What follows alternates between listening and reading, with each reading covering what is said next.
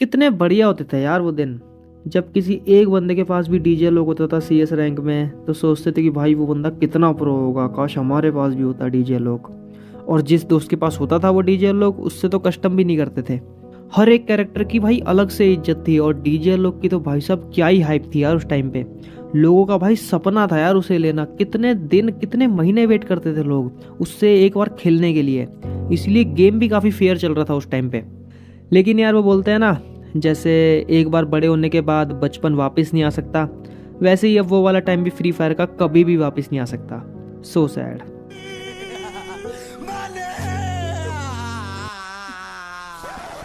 लेकिन वेट, जरा अभी के टाइम के कैरेक्टर्स की बात तो सुन लो।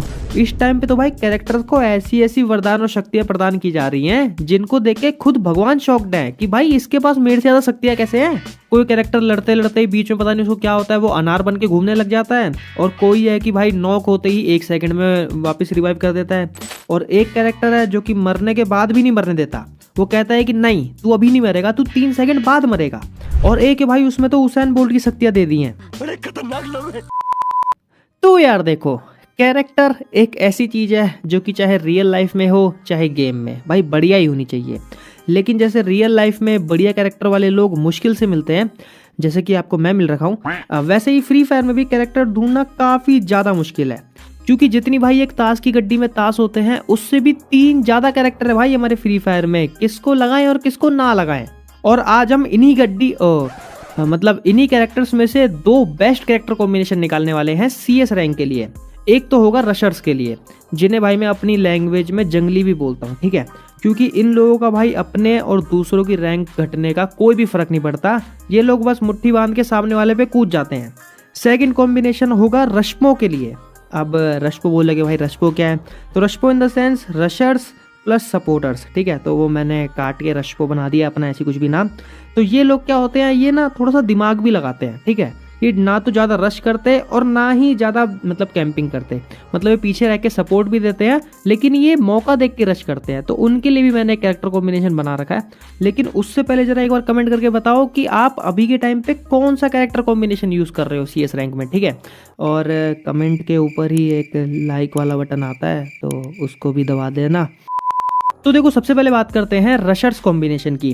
तो रशर्स कॉम्बिनेशन कुछ इस तरह है कि एक्टिव में लगाना है तत्सुया, और उसके साथ साथ लगेगा ओथो, लूना और जोटा, ठीक है।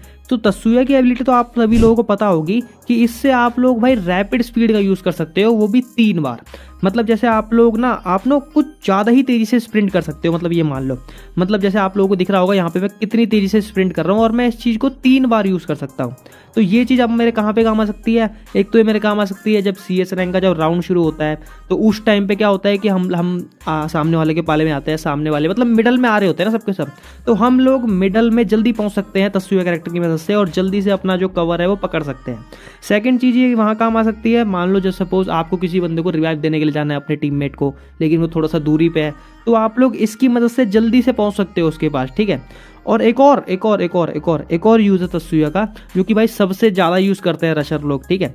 वो ये है कि जैसे सपोज आप लोगों को 2-3 बंदों ने घेर लिया सीएस रैंक में, अब मतलब एक ही रूम के अंदर घेर लिया आप लोगों को, तो आप क्या कर सकते हो, इसका यूज़ करके वहाँ से भाग सकते हो बड़ी जल्दी, ठीक है। क्योंकि आप लोगों को कोई पकड़ ही नहीं पाएगा और ना फायर कर पाएगा, क्योंकि भाई इतनी तेज स्पीड हो जाती है ना एकदम से इसको दबाने पे, मतलब बहुत ही तेज, कोई आपको पकड़ ही नहीं सकता, आपको खुद पता नहीं चलेगा आप कहाँ जा रहे हो, ठीक है।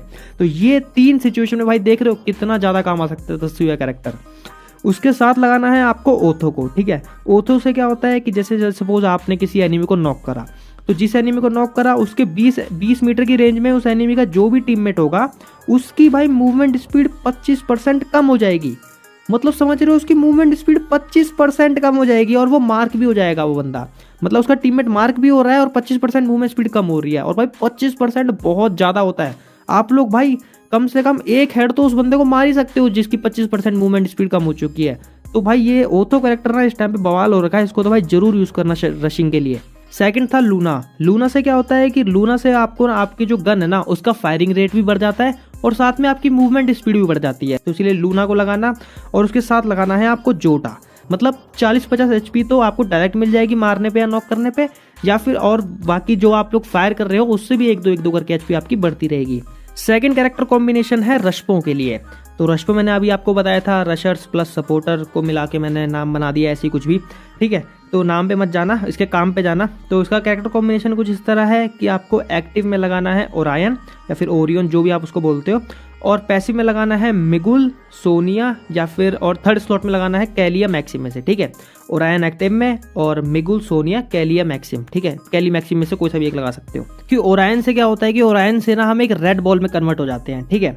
और जब भी हम रेड बॉल बने होते हैं तो हमारे ऊपर कोई भी फायर नहीं कर पा रहा होता और ना ही हम सामने वाले बंदे पे फायर कर पा रहे होते हैं, ठीक है।